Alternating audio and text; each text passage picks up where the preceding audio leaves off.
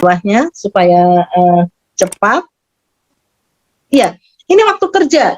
Tadi saya mendengar dari ibu pembicara pertama, ya waktu kerja ini sekarang kan bisa working from home, bisa working from office, kedua-duanya, atau bahkan banyak juga perusahaan sekarang sudah working from office semua.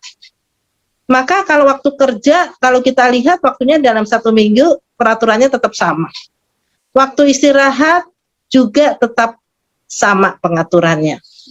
Ya. Yang berbeda adalah waktu kerja lembur. Ya, pada waktu kerja lembur, ini ada perubahan. Yang semula sehari 3 jam menjadi 4 jam, yang semula seminggu 14 menjadi 18 jam. Tentu saja bagi pekerja perempuan ini perlu dicermati, karena waktu kerja lemburnya lebih lama. Nah, untuk waktu kerja pada sektor usaha tertentu, ini boleh lebih lama daripada yang diatur dalam undang-undang. Ya, kalau di undang-undang kan 8 jam sehari untuk yang kerja 5 hari dan 7 jam sehari untuk yang kerja 6 hari. Nah, ini pada sektor tertentu ya, misalnya sektor pertambangan dan sebagainya itu bisa lebih lama.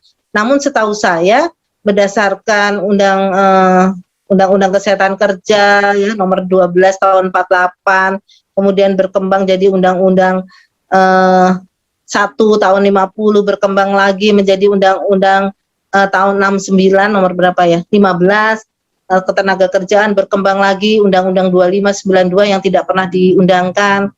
Kemudian Undang-Undang 13 sampai sekarang Undang-Undang 11 2020 ya memang untuk wanita itu memang tidak diperbolehkan ya, tidak diperbolehkan untuk bekerja pada sektor-sektor tertentu yang ada di bagian paling akhir dari bagian paling kanan dari slide saya ini. Jadi menurut saya ini tidak masalah karena setahu saya pekerja wanita itu tidak boleh bekerja di dalam gua ya, di dalam kedalaman laut dan sebagainya karena faktor kesehatan reproduksinya. Jadi menurut saya tidak masalah gitu ya. Baik, bisa diteruskan berikutnya. Mohon maaf. Iya, ini masalah dalam pemberian cuti dan lembur menurut saya tetap harus diatur ulang di dalam peraturan perusahaan dan di dalam perjanjian kerja bersama.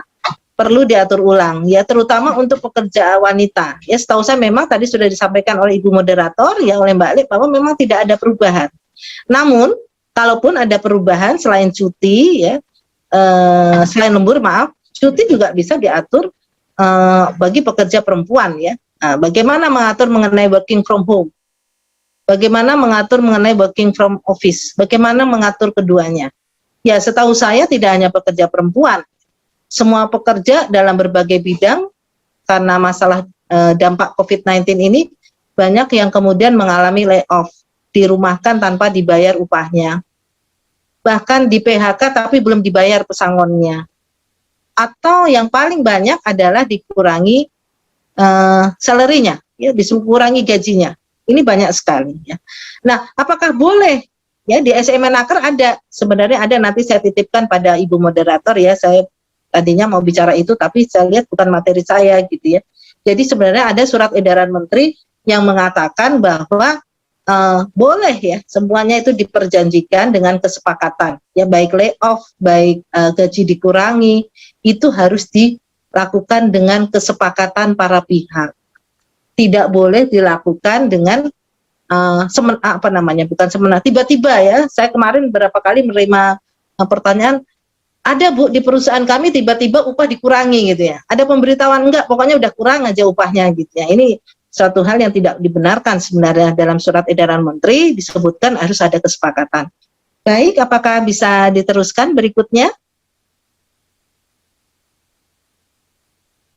Ya, ini tinggal sedikit lagi saya bicarakan istirahat panjang ini kan hanya diberikan pada perusahaan tertentu ya, tetapi boleh ya, boleh dimintakan atau diperjanjikan tersendiri, menurut saya boleh ya, terutama untuk pekerja perempuan sepanjang di dalam perusahaan itu komunikatif dan bisa menerima dalam berbagai perundingan bipartit ya, ataupun tidak usah perundingan bipartit, dalam diskusi-diskusi silahkan wanita mengambil cuti panjang misalnya ya. Dalam hal ini tentu cuti panjang saya kira kalau perempuan biasanya untuk kepentingan keluarga ya, Namun boleh juga wanita mengambil cuti panjang untuk kepentingan pribadi atau dirinya sendiri, tentu saja ya, misal untuk beribadah atau untuk hal-hal yang sifatnya mendukung wanita itu sendiri, menurut saya masih bisa ya. Apakah bisa menimbulkan dispute? Ya, karena hanya ada sektor-sektor tertentu atau perusahaan tertentu, maka tadi saya katakan jangan sampai terjadi dispute, tapi cukup bisa menanyakan kepada pimpinan perusahaan apakah dimungkinkan pada pekerja-pekerja wanita yang meminta dengan alasan-alasan yang dapat diterima perusahaan untuk meminta istirahat panjang atau cuti panjang. Baik, mohon diteruskan berikutnya, kelihatannya sudah sedikit lagi. Ya, perhitungan lembur itu saya lewati saja ya, tapi silahkan bagi yang ingin berdiskusi mengenai perubahan perhitungan upah lembur ini, atau tadi ada yang sempat saya baca sedikit bagaimana kaitannya dengan shift ya untuk pekerja perempuan. Silahkan nanti boleh kita diskusikan.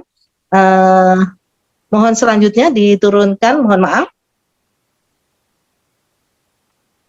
Ya, ini masalah umum sebenarnya, tetapi mungkin juga menjadi masalah bagi pekerja wanita ya, karena wanita juga bagian dari pekerja. Jadi kalau saya baca itu kayaknya PKWT-nya ini bisa seumur hidup nih, karena katanya bisa diulangi-ulangi, bukan saya yang bicara ya, tetapi undang-undang. Kemudian dengan demikian banyak dong nanti PKWTT bisa menjadi PKWT semua. Walaupun kita kalau baca PKWT itu hanya untuk jenis pekerjaan tertentu dan tidak terus-menerus seharusnya. Ada juga kompensasi. Nah, kompensasi ini di satu sisi menguntungkan, tapi kalau di satu sisi pekerja bekerja terus-menerus dengan cara PKWT, apakah besaran kompensasinya sama dengan besaran pesangon kalau pekerja itu bekerja secara tetap? Ya, saya pribadi mengatakan kalau pekerja tetap tentu lebih terjamin kepastian hukum akan pekerjaannya dulu ya. Tetapi kalau zaman sekarang, apalagi setelah pandemi ini, semua pekerjaan menurut saya punya kepastian hukum yang sama dan punya ketidakpastian hukum yang sama. Jadi kerja PKWT pun bisa punya kepastian hukum menurut saya. Cuma bagaimana dengan pemberian kompensasinya kalau dia sudah berakhir. Gaji dalam PKWT ya, sementara kalau PKWTT ada jenjang jabatan. Kalau di PKWTT bisa naik, bisa jabatan level tertentu. Nah, kalau PKWT bagaimana? Apakah terus-menerus gajinya, upahnya akan sama terus-menerus? Ya, juga dalam outsourcing apakah sama terus-menerus? Juga tidak ada perkembangan walaupun dia tetap bekerja, tidak di PHK ya, tidak diputus hubungan kerjanya. Nah, kemudian yang terakhir adalah pemberlakuan upah minimum, di mana pekerja itu banyak pekerjaan-pekerjaan yang dengan alasan keadaan COVID-19 ini banyak pekerjaan-pekerjaan yang tadi saya katakan ya, upahnya dipotong. Dulu aja udah sesuai dengan UMK atau UMP, tapi sekarang dipotong karena perusahaan tidak mampu bayar. Nah, berarti kan kurang dari upah minimum. Nah, ini bagaimana masalah yang juga dihadapi oleh pekerja perempuan. Baik, berikutnya apakah masih ada? Iya, ini saran saya ya, sebaiknya penyelesaian itu kalau bisa ini aja ya. Bipartit, berunding dengan perusahaan, atau minta bantuan pengawas pada Dinas Ketenagakerjaan ataupun kementerian, atau minta bantuan mediator pada Dinas Ketenagakerjaan dan kementerian. Tadi saya dengar memang dari Ibu narasumber juga kita lihat sehari-hari ya, itu bahaya COVID-19 ini kalau kita bertemu dengan orang lain dalam kesempatan macam-macam itu lebih meningkat daripada kita hanya di rumah gitu kan, walaupun di rumah juga ada yang terpapar COVID karena ada orang yang datang ke rumah ya, mungkin ada ART, mungkin ada driver yang kena COVID, bisa juga demikian. Nah, di mediator sendiri pengalaman saya selama masa COVID-19 ini, beberapa dinas yang saya datangi itu menerapkan protokol kesehatan yang sangat ketat ya, antara lain kami harus punya surat swab ya, swab antigen sekarang kan, dulu rapid. Nah, itu hampir semua dinas menerapkan itu, sehingga kalau tidak punya kami tidak boleh masuk gitu ya. Jadi memang ini aja kalau saya ya, kalau di pengadilan gimana gitu ya, walaupun saya nantinya menjadi hakim di Mahkamah Agung ya, sampai sekarang kebetulan belum dilantik ya, jadi masih bisa ikutan nih di webinar, mudah-mudahan nanti juga masih bisa. Jadi juga saya lihat di pengadilan ya, juga di tempat-tempat para pencari keadilan ini sudah banyak sekali daerah-daerah yang di lockdown, dibuka lagi.